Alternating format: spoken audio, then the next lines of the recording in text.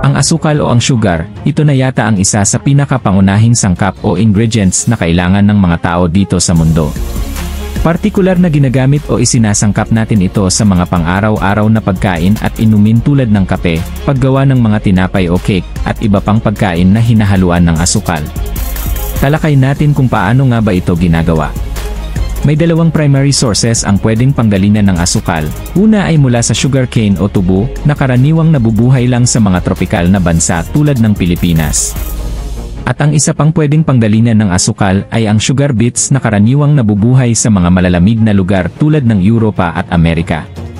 Dito sa Pilipinas karaniwan na pinanggagalingan ng asukal ay ang tubo o sugarcane. Paano nga ba ito ginagawa? Una ay ang plantation o ang pagtatanim. Sa tulong ng mga makabagong teknolohiya ay mas napapadali ang pagtatanim nito, mas mabilis at malaking ginhawa sa mga magsasaka na noong una ay manu-manong pagtatanim at pagbubungkal ng lupa ang ginagawa ng mga magsasaka. Gamit ang kanilang sariling lakas, pagod, at sipag para makapagtanim ng mga puno ng tubo. Sa tulong na rin ng mga advanced na teknolohiya at modernong kagamitan sa pagsasaka, mas mabilis at madali na lang din ang pagpapalaki sa mga tubo kahit ang pagha-harvest sa mga ito.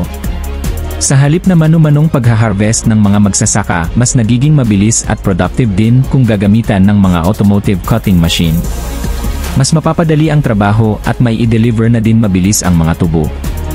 Sapagkat once na makat ang mga sugarcane sa pagkakatanim ay kailangan na madala na kaagad sa planta kung saan ginagawa ang asukal, upang hindi ito matuyo at mabawasan ang starch content nito o yung katas. Next step ay ang paglalagay sa crusher ng mga tubo, kung saan pinuputol ng maliliit ang mga ito at ready na for cleaning. After na malinis na ang mga sugarcane, dadaan naman ito sa sunod na stage na kung tawagin ay milling. Ito ay isang malaking roller kung saan dito pinipisa at pinipirat ang mga pira-pirasong tubo. Sa proseso ding ito, hinihiwalay ang kanyang katas mula sa mismong puno ng tubo.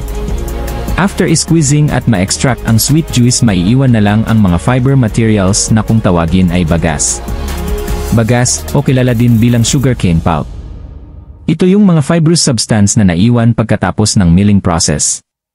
Karaniwan na itinatapon na ito hanggang sa mabulok at ang iba naman ay may iba pang pinaggagamitan nito. Ang mga na-extract na sugar juice o ang katas na nakuha sa tubo ay magdaraan pa din sa iba't iba pang proseso tulad ng cleaning process.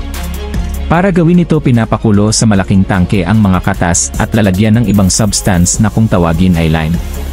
Ang prosesong ito ay tinatawag na clarification, kung saan maihihiwalay nito ang mga iba pang dumi na mula sa puno ng tubo at iba pang mga solid substance na nakahalo sa sugarcane juice.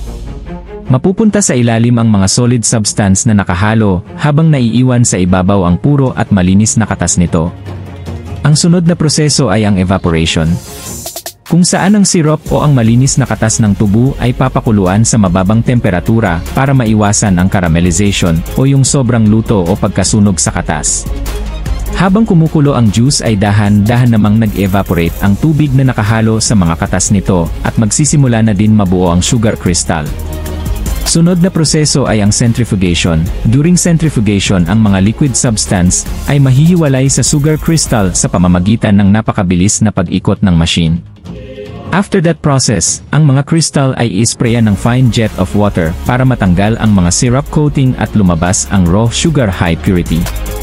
Ang mga raw sugar na lumalabas na nagmumula sa centrifuge ay may kalidad na 97 to 99% of sucrose. Ang sunod na proseso ay ang refining process, kung saan ang mga sugar crystal na nagmula sa centrifuge ay magdaraan pa sa ilan pang bahagi ng refining, tulad ng washing at filterization.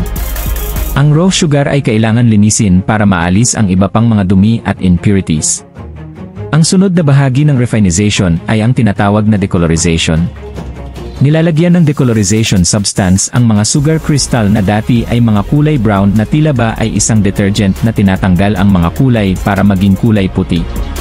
Nakaraniwan nating nakikitang kulay ng isang asukal. Once na ang sugar ay naging pure white crystallized, ito na ang oras para i-dry ang white sugar at matanggal ang iba pang mga moisture na nakadikit dito at para masigurong hindi magkakadikit-dikit at manatiling fresh ang sugar. Ang huling proseso ay ang packaging, kung saan dito binabalot o tinitimbang, depende sa laki at bigat, and ready to deliver. Ito yung buong proseso from sugarcane plant to raw sugar. Nakadalasan natin makikita sa paborito nating mga supermarket at sa ating mga kusina. Kung gusto mo pa ng ganitong klaseng mga video, huwag kalimutan mag-subscribe, like and comment sa ating mga video.